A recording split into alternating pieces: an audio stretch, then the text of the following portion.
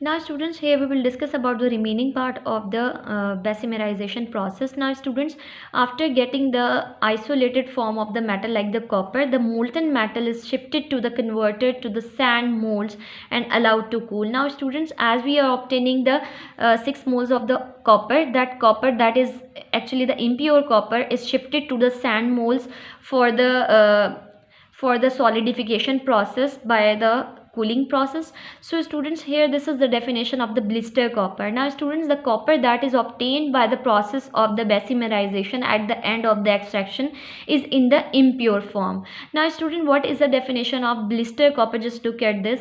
The dissolved gases escape out of forming the blisters on the surfaces of the solid copper, therefore it is known as blister copper. Now student, the copper that is obtained by the process of the basimerization, when the liquid copper is added into the sand molds, so student, during that process the dissolved gases that are present as an impurities in the copper is escape